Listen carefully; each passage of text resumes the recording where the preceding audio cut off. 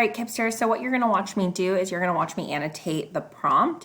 And so you're gonna watch me annotate the question that I just asked you to do during our practice. So the question is, what inference can you draw about Josh from the poem Filthy McNasty to support your inference with strong evidence?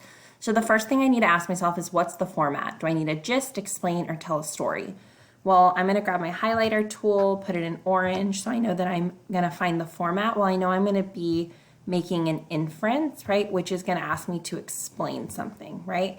And I'm just going to use my text box right here to make sure that I know to make an inference, and I'm just going to type that right here, inference, okay?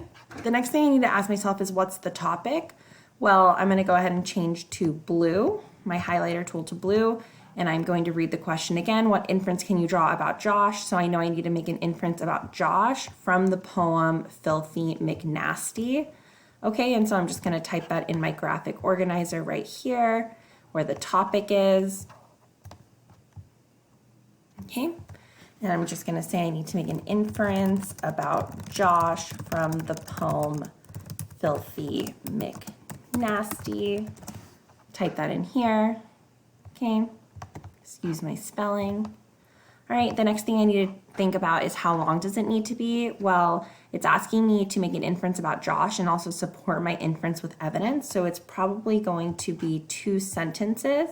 So I'm going to go ahead and type that in here. It's going to need to be 2 sentences. And then the last thing is, what info do I need to include? Well, I can see that I know I need to support my inference with strong evidence. And so I know that I'm going to need to include text evidence, okay?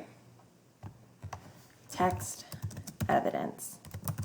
And that's all I need to do. So I know I'm going to make an inference and explain about Josh from the poem Filthy McNasty. It's going to be 2 sentences, and I'm going to need to include text evidence. You're going to now do this for our exit ticket prompt.